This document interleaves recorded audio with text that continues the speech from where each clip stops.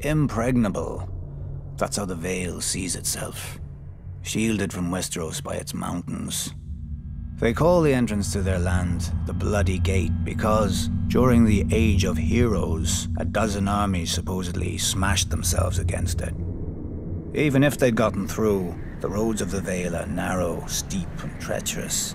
Half their men would have slipped to their deaths, or frozen in the mountain snow. Or so the common wisdom goes.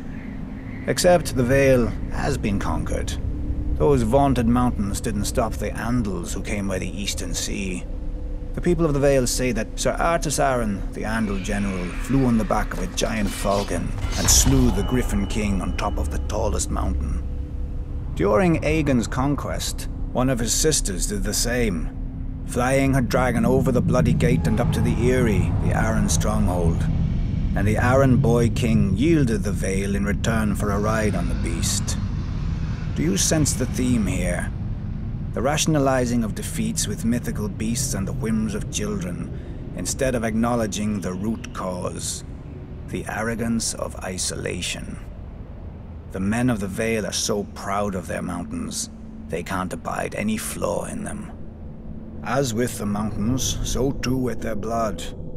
The first Andals landed in the Vale as its most powerful lords, the Arryns, the Waynwoods, the Corbrays, like to brag.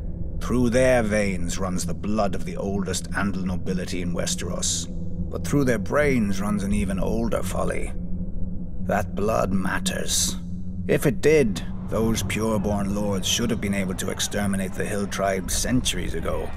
But those primitive raiders, whose tribes more resemble kennels than families, continue to plague the Vale, even kidnapping an Arryn once.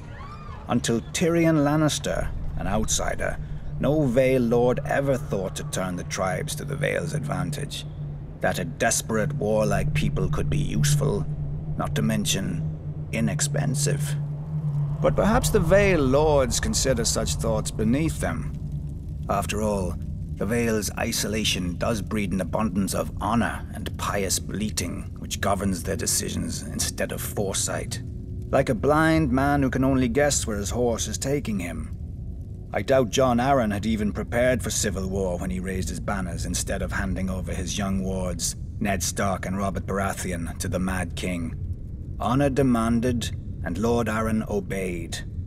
He'd have done the same if the boys hadn't been the lords of two great houses, who could field mighty armies of their own. But perhaps I give him too little credit.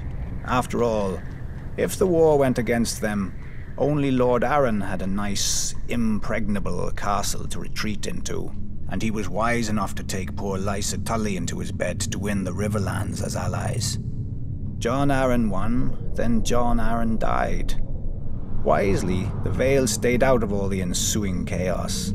Its crops did not burn or wither in the fields from lack of men to tend them. Its strength was not drained by forced marches to futile skirmishes. In the Vale, life proceeds as it always has. Calm, proud, a world of high honor undisturbed by armies and men of low birth, but high ambition. Impregnable.